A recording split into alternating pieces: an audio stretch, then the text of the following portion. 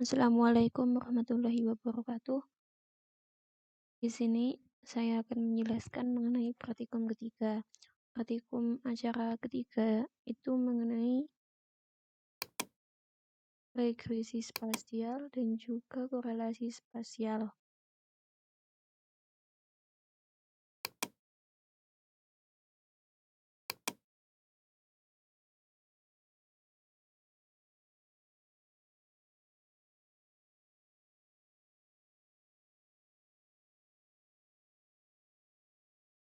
Mungkin untuk teori-teorinya sebelumnya, tolong kalian pelajari lebih dahulu mengenai spasial autokorelasi sama regresi spasial. Untuk selanjutnya, kalian tinggal kedepannya lebih fokus untuk prakteknya, yaitu untuk memahami skrip dari gimana untuk mengaplikasikan regresi spasial sama autokorelasi spasial.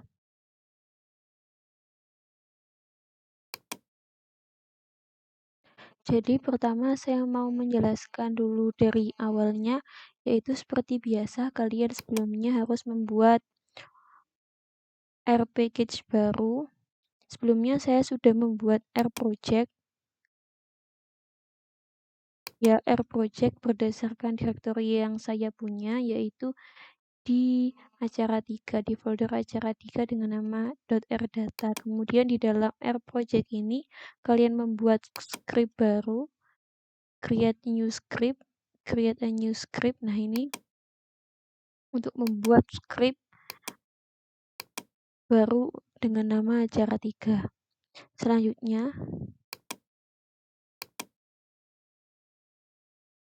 saya menjelaskan bahwasanya untuk di acara 3 kalian perlu menginstal beberapa package. Untuk dua package pertama yang perlu diinstal adalah package spdep dan juga package install in atau package class integral. Ya, jadi setelah diinstal package-nya, saya kebetulan sudah menginstal package-nya, jadi tinggal memanggil package pakai cara mengetikkan library, buka kurung, nama package. Ketika sudah berhasil, maka di konsol akan muncul warna biru. Kemudian, untuk mengimpor data, kalian bisa melakukan seperti biasanya. Data pertama yang akan kita gunakan yaitu data shapefile Kota Malang. Untuk mengimportnya pakai fungsi st_read dan akan dinamai dengan data Malang. Kemudian klik run, maka di global environment akan muncul. Untuk itu, kita melihat dulu dari project CRS-nya itu sudah WKS48 atau TM49.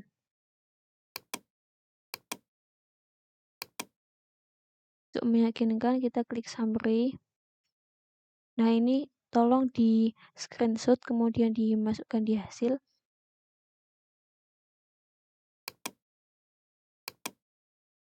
Untuk mengetahui lebih lanjut mengenai atribut data dari shapefile Kota Malang sendiri, kemudian kita membuat neighborhood atau garis-garis penghubung antar titik.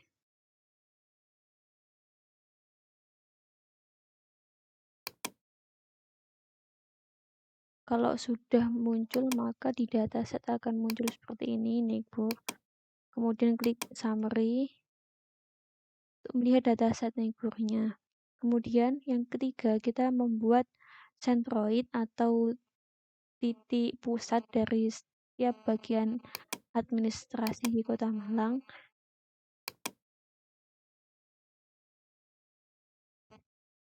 Centroid ini berisi koordinat-koordinat pusat dari setiap bagian shapefile di Kota Malang. Kemudian centroidnya kita ubah jadi data frame. Nah, centroid sebelumnya ini merupakan data yang berbentuk matriks, jadi data matriks itu tidak bisa divisualisasikan ke dalam plot. Jadi untuk bisa divisualisasikan ke dalam plot, biasanya itu berbentuk SF atau simbol objek. Nah, sebelum dijadikan SF, data harus dijadikan data frame dulu. Setelah dijadikan data frame, datanya kemudian dijadikan spatial point data frame. Seperti di acara sebelumnya,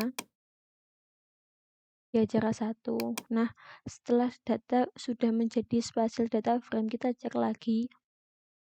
Maka di global environment send underscore dt ini punya dibuka kurung, dalam kurungnya ini kan ada nama spatial point data frame. Nah, ini beda sama yang sebelumnya itu ya, dot frame, dan yang paling awal lagi ini bentuknya adalah matrix. Jadi penggunaan jenis data dalam RStudio itu sangat penting diperhatikan karena data itu mengindikasikan atau sesuai kepentingannya sendiri-sendiri. Jadi, jika kita punya data SF, maka data tersebut akan lebih mudah dilakukan plotting pakai komen ggplot atau fungsi ggplot.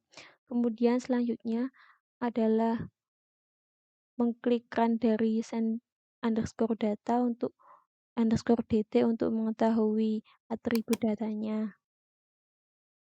Nah, di sini kan sudah ada extendnya, nilai xmin, xmax, ymin, sama ymax. Namun nilai CRS-nya masih non of number, jadi belum ada nomornya, belum ada koordinatnya. Untuk memasukkan atau mengatur koordinatnya, kita pakai project for screen. Nah, setelah itu kita print untuk mengecek koordinatnya. Nah, warning message ini diabaikan saja karena itu cuma memberi peringatan ke kita bahwasanya untuk digunakan selanjutnya kalian harus mengekspor dulu datanya karena datanya ini bersifatnya non permanen. Selanjutnya kita klik project ini sampai selesai. Nah, kemudian setelah selesai di reproject, kita klik lagi send underscore dt. Nah, setelah itu maka muncul CRS-nya sudah ada, yaitu project UTM 49S. Sebelumnya bahwasanya kita ketahui bahwasanya CRS-nya itu masih non of number, jadi proyeksinya berhasil dilakukan. Setelah itu kita melakukan plotting untuk mengetahui keadaan datanya dari data yang matrix yang pertama, dan send underscore df. Jadi data matrix sama data frame itu kalau diplot itu dalam plot biasa tidak ada perbedaan, namun memiliki perbedaan pada jenis data dan fungsi lainnya. Kemudian untuk plot send underscore dt atau spatial point data frame. Nah, ini bentuknya sudah seperti koordinat. Jadi kalau sudah ada plus-plusnya seperti ini, itu bisa dipastikan kalau data tersebut sudah memiliki koordinat dan juga sudah memiliki sistem koordinat. Kemudian selanjutnya kita kembali melanjutkan processing dari data Neighbor. Jadi data Neighbor kan tadi bentuknya merupakan data NB. Nah, data NB itu merupakan ekstrakan dari data yang Malang tadi, data subfile kota Malang. Jadi kita klik summary Neighbor. Kemudian yang paling penting sendiri itu sebelum dilakukan visualisasi data Neighbor itu diubah menjadi data SF berdasarkan koordinatnya berdasarkan plot dari data center ini, send underscore dt ini. Alhamdulillah berhasil. Kemudian kita klik untuk menampilkan atribut data di konsol. Nah, jangan lupa ini di screenshot. Ini diketahui bahwasanya project UTM-nya 49S ya. Udah sama yang sebelumnya. Coba dilihat lagi. Nah, udah sama. Kemudian kita view datanya. untuk melihat data Neighbor. Jadi data maaf, jadi tadi cut sebentar. Jadi data Neighbor itu bentuknya dari titik sentroid yang berupa garis-garis penghubung dari titik satu ke titik yang lainnya. Kemudian kita mau mengupload data neighbor.sf. Nah, ini kalau data neighbornya diplot akan jadi seperti ini. Namun untuk melihat lebih lanjut mengenai plotnya secara benar, maka akan ditampilkan di berikutnya. Kemudian kita mau ngupload data shape file Kota Malang. Sebelumnya kita lihat dulu atribut tabelnya. Dipastikan dulu CRS-nya apakah sudah 49S. Kalau sudah, oke. Kemudian kita plot.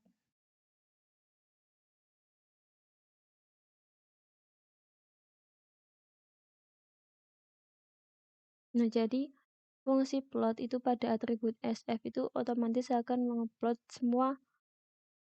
mengupload suatu data SF objek berdasarkan semua atribut tabelnya. Jadi kan atribut tabelnya ada banyak, mulai dari objek ID, kecamatan, desa, luas, shape lane, shape area, dan penduduk. Kemudian ketika kita langsung upload, jadi semua kategori atau fitur-fiturnya itu akan keplot. Selanjutnya adalah mengplot data jumlah penduduk berdasarkan variabel jumlah penduduk.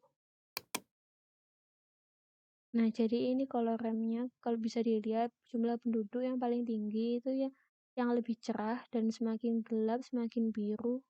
Paling rendah ya paling tinggi. Maaf. 25.000. Jadi paling rendah itu yang jumlah penduduknya 500, ya warnanya semakin biru, tambah ungu, tambah keunguan, tambah pink, kemudian tambah semakin kuning, maka jumlah penduduknya semakin banyak. Kemudian menampilkan plot konektivitas dan juga plot centroid.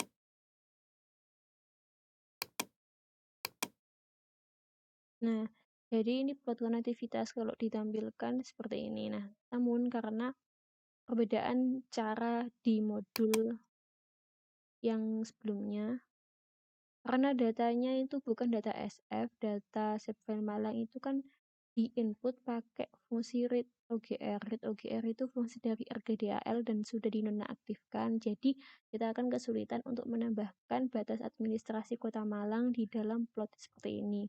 Jadi ada alternatif bagi kita untuk melakukan plotting data tersebut, yaitu menggunakan ggplot.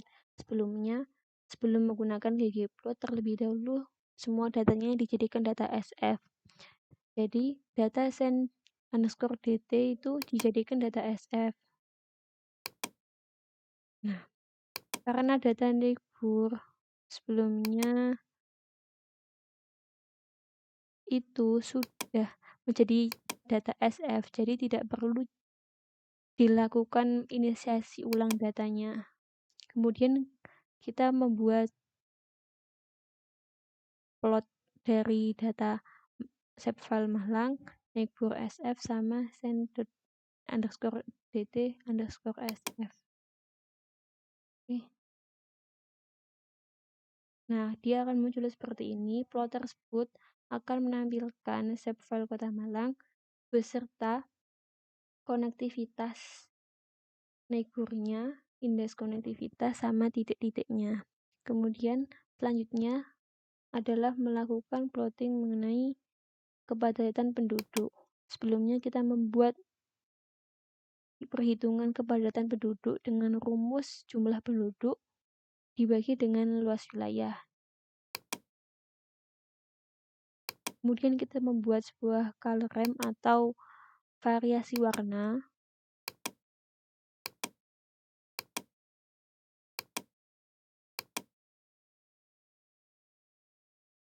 Nah, seperti ini. Kemudian akan membuat legenda.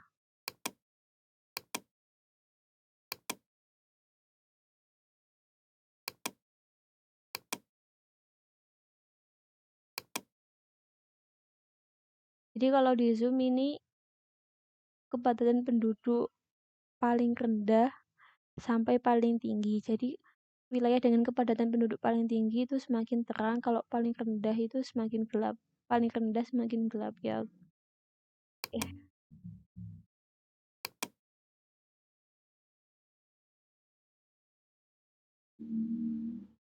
Selanjutnya, kita membuat sebuah korelasi autokorelasi spasial. Sebelumnya kita menentukan bobotnya dulu. NB itu list dari variabel neighbor atau garis hubungan yang sebelumnya. Kemudian kita melakukan Moran test atau spasial autokorelasi, korelasi autokorelasi spasial, maaf, pakai tes Moran. Nah, ketika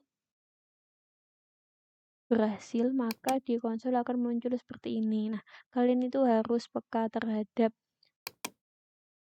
hasil dari tes-tes statistik, uji statistik mengenai p-value, standar deviasi, dan lain sebagainya. Jadi kalau p-value semakin besar atau semakin kecil itu maknanya apa? Nanti dijelaskan di pembahasan.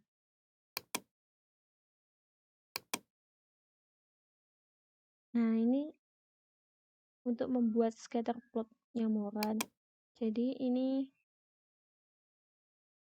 kalian jabarkan atau kalian jelaskan nanti di pembahasan makna dari data ini itu apa.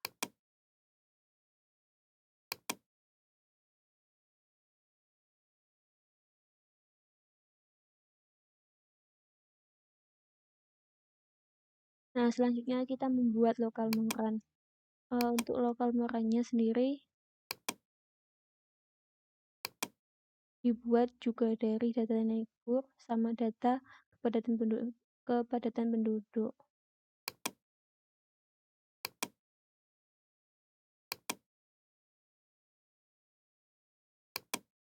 Setelah itu kita melakukan plotting lokal Moran.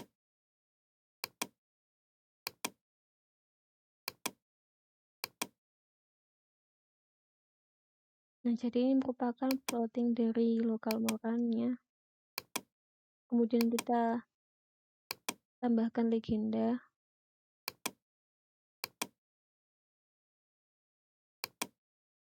Jadi lokal Moran statistik itu ada nilai koefisiennya mulai dari 0,8 sampai dan seterusnya paling besar ini 3, berapa ini. Nah, kalian harus paham mengenai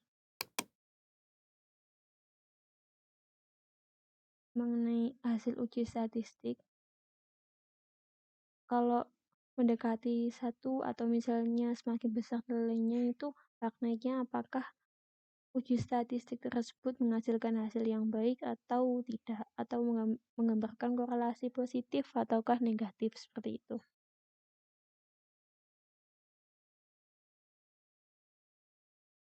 Selanjutnya, kita melakukan regresi spasial. Jadi regresi spasial ini ada 3 tahap, ada OLS, yang kedua dasar, yang ketiga ada SEM. Kemudian untuk tambahan ada GWR atau Geography Weighted Regression. Biasanya yang saya pakai dan dipakai di penelitian itu yang GWR ini. Sebelumnya kita tampilkan dulu summary atau informasi dari data Malang. Jadi di data Malang kan ada data penduduk sama luas. Nah, kita dari luas sama penduduk kita lakukan regresi linear atau linear model, maka akan berhasil seperti ini. Kalau berhasil maka akan muncul seperti ini di global environment. Kemudian kita klik lagi untuk menampilkan akurasi hasil OLS di summary-nya. Nah, ini kan di konsol sudah muncul kan ya p-value adjusted R square square, dan lain sebagainya. Nah, jadi kalau di Bayesian regression, jadi maaf, untuk akurasi di beberapa uji statistik kan berbeda-beda. Jadi di Bayesian regression itu ada p-value, ada adjacent R-square sama R-square. Nanti kalian dan F statistik dan lain sebagainya. Nah, nanti kalian cari di Google, bisa di ChatGPT lah, atau di browser lain mengenai bagaimana makna dari tiap angka yang muncul dari uji akurasi tersebut.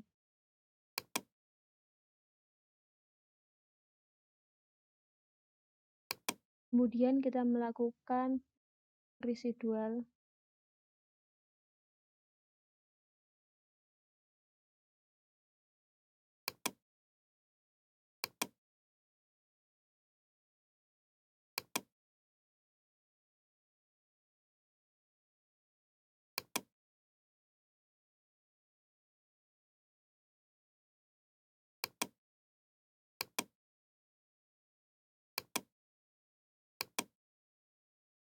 Jadi residual OLS ini seperti ini. Nanti kalian cari sendiri di Google maknanya mengenai nilai yang semakin rendah atau di bawah 0 atau di atas 0 itu seperti apa maknanya. Oke. Terus yang kedua mengenai SAR model. Jadi untuk pakai SAR model sama SEM itu pakai package baru, yaitu pakai package Spatial Rec. Jadi belum kalian pakai, kalian install dulu, kemudian klik library untuk memanggilnya. Karena saya sudah menginstal, jadi tinggal diklik library Spatial Rec, kemudian tinggal dilakukan instruksi untuk melakukan perhitungan model SAR. Jadi model SAR itu juga hampir sama, pakai data penduduk sama luas dari data Malang, sama pakai pembobotan dari Enlist PW ini. Learning 6 ini tandanya berhasil, tapi cuma ada warning saja gitu, diabaikan saja. Kemudian ini ada summary-nya. Nah, kalau summary-nya dari SAR model itu agak berbeda sama sebelumnya. Di sini ada p-value, ada standard error, kemudian ada rule, z-value, p-value, world statistic, dan sebagainya. Nah, nanti kalian bandingkan yang ketiga model SAR, OLS sama SEM itu seperti apa, dan pilih yang paling bagus akurasinya.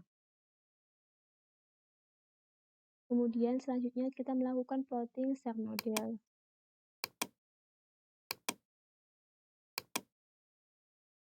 Nah, SAR seperti ini, kalau OLS seperti ini. Nah, agak berbeda kan warnanya. Jadi setiap model itu memiliki pembobotan sendiri-sendiri dengan variabel mana yang paling berat bobotnya atau tambahan rumus-rumus seperti apa yang menyebabkan suatu wilayah atau suatu area itu memiliki nilai hasil akurasi yang lebih tinggi dan wilayah yang sedangkan jika pakai yang lainnya, pakai akurasi yang lainnya, itu bisa jadi wilayah tersebut itu memiliki hasil yang rendah. Nah, itu tergantung dari jenis-jenis regresi yang digunakan. Kemudian yang ketiga itu kita melakukan uji SEM model. Warna ini diabaikan saja, dia itu tetap berhasil modelnya. Kemudian kita klik summary. Nah, di summary tolong dicatat lagi, jangan lupa mulai dari p-value, standard error, p-value, dan sebagainya, z-value, LR test value, lambda, dan dijelaskan makna dari angka-angka tersebut. Kemudian kita plot residual SM.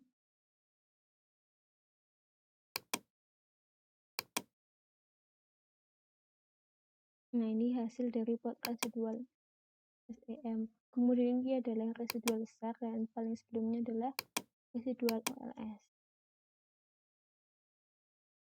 Yang terakhir kita melakukan analisis GWR atau Geographically Weighted Regression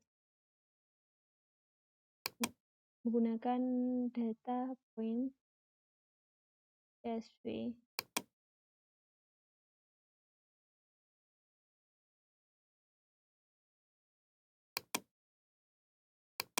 Jadi sebelumnya kita membuat linear modelnya dulu, kemudian kita klik summary modelnya. Nah, ini untuk uji akurasi dari GWR ada koefisien-koefisiennya signifikan, kemudian ada residual standard error, p-value, statistik, adjusted R-square, dan lain sebagainya. Nanti kalian jelaskan mengenai angka-angka tersebut. Kemudian ada summary model, jadi kalian klik, udah ya, summary model.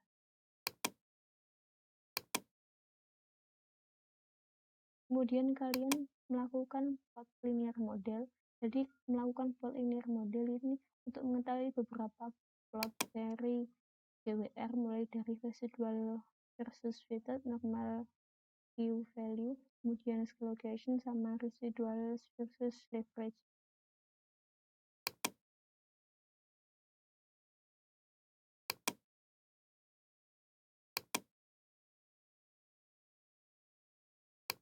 Jadi kalian klik saja, maka akan muncul beberapa plot.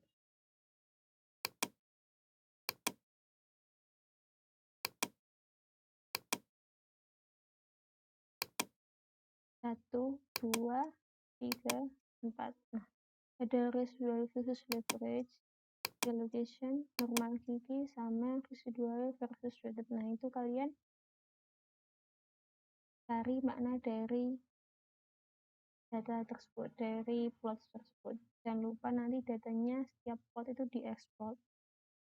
Kemudian kita menghitung kernel bandwidth dari GWR.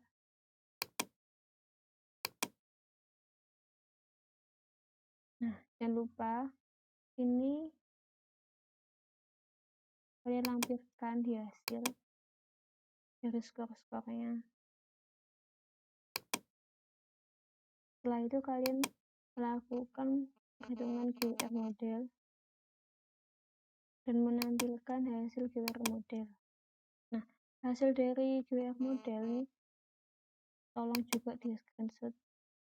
Jadi GWR model akan utamanya itu pakai ini uji akurasinya.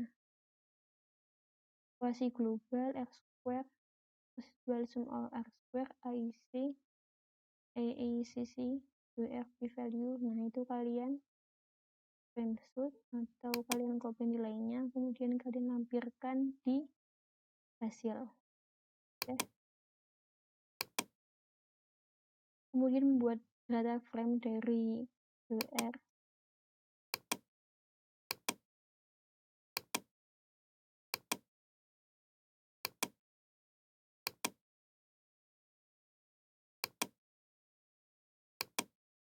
Setelah itu kita membuat point data frame.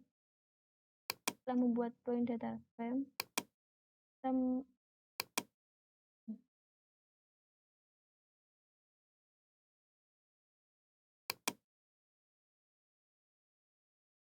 maaf, ini nggak bisa dijalankan. Jadi setelah membuat point data frame, hasil point data frame kita melakukan proyeksi. Oke.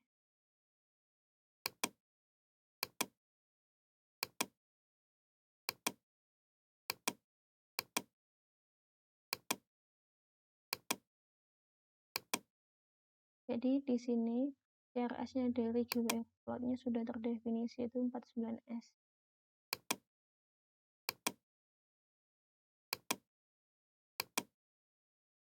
Nah, ini GWR-nya.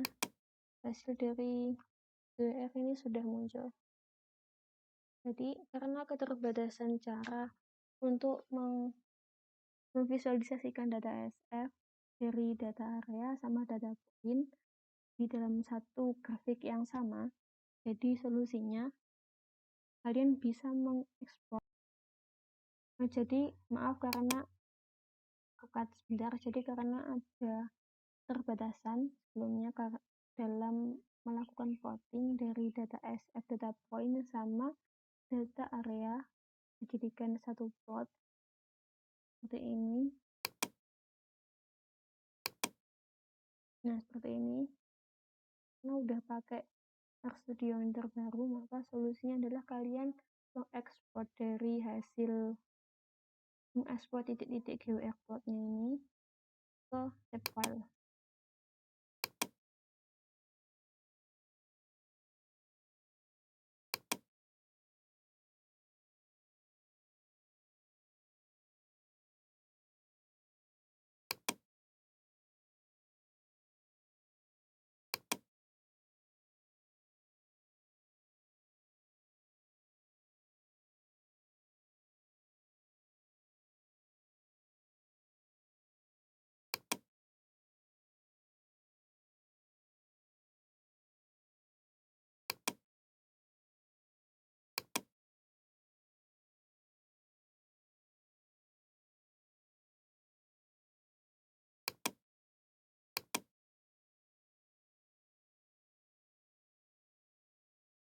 Nah, jadi ini berhasil diekspor GeoR-nya.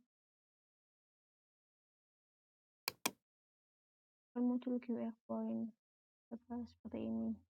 Nanti kalian bisa lakukan analisis selanjutnya. Bisa divisualisasikan sendiri dalam bentuk peta, sama di layer bawahnya ada layer Kota Malang, entah di GeoGIS maupun ArcGIS. Terima kasih. Sekian. Assalamualaikum warahmatullahi wabarakatuh.